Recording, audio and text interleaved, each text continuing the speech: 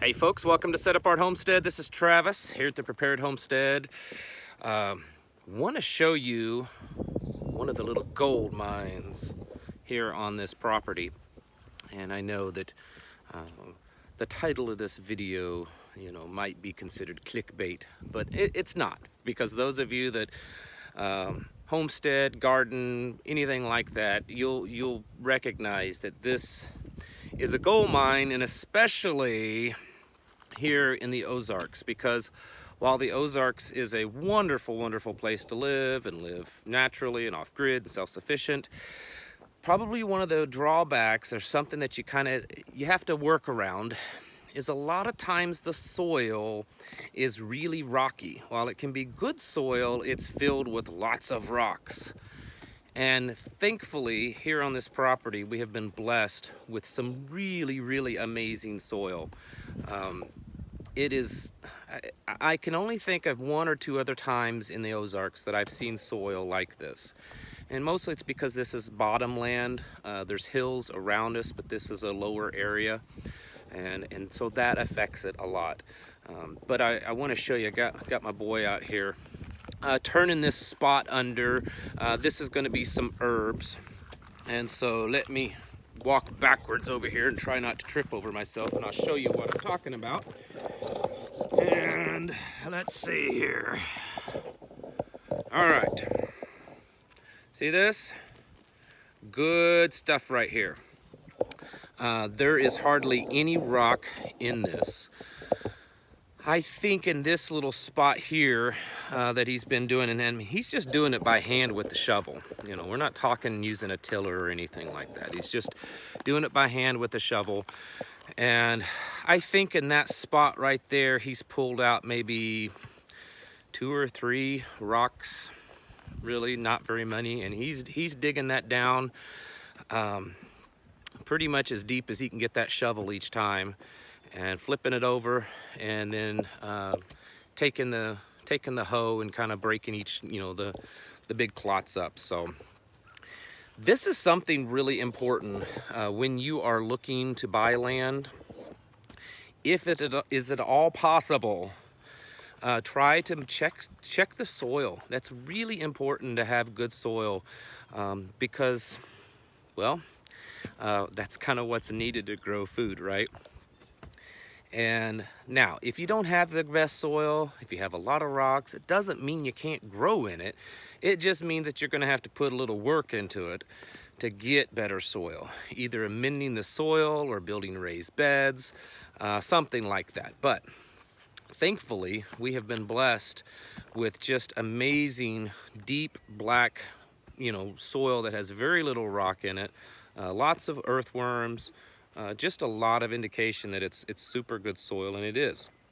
And just about everywhere, there's some woods over here, and it kind of goes up a hill, and it starts to get a little rockier over there, but even there, it's really good. And then there's another pasture kind of that way, closer to the creek, and it's even better than this.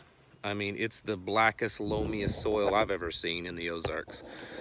But, so the point is, this isn't just a brag video, although it excites me to have good soil. It's that when you are if you're looking for a place to buy, try to look for good soil.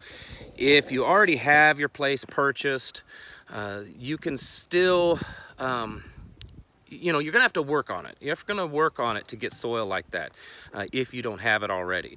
You're gonna have to go in and turn it under, pull the rocks out, and that can be a process that can take years, because they continually surface as erosion happens. But having good soil is really critical to growing. I've had gardens that I thought I did everything I could to have a good garden, and they didn't end up producing much, and the reason is because it was really poor soil. So amending your soil, putting some good composted manure. Rabbit manure is excellent because it doesn't have to compost. You can put that stuff in fresh, green.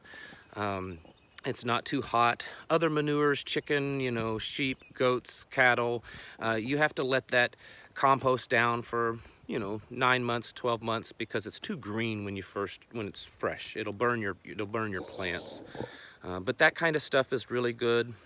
Other composted material, you know, your food that you might keep and put in your compost pile, litter from, say, the chicken coop, old hay, straw, leaves, things like that that you compost down.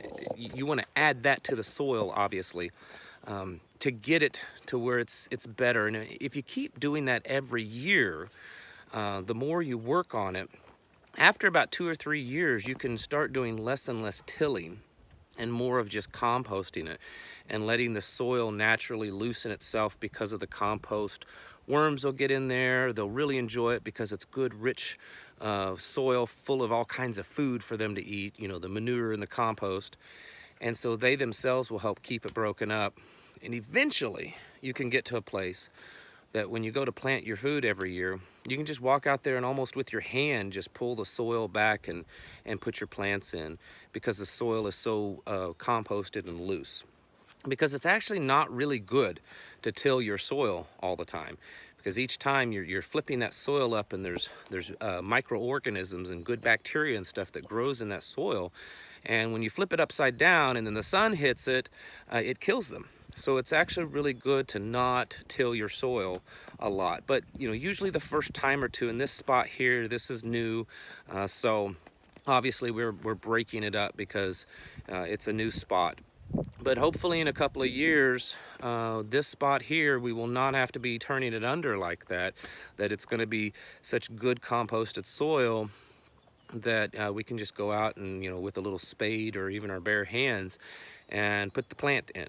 And I know that this one's going to be a good one because already it's so easy to turn under, and there's virtually no rocks in it whatsoever. Now if you have rocks, like I said, it's certainly going to add a lot more labor to it. You got to go out there and pull the rocks out, and depending on where you're at, sometimes it's like, you know, working in a rock quarry.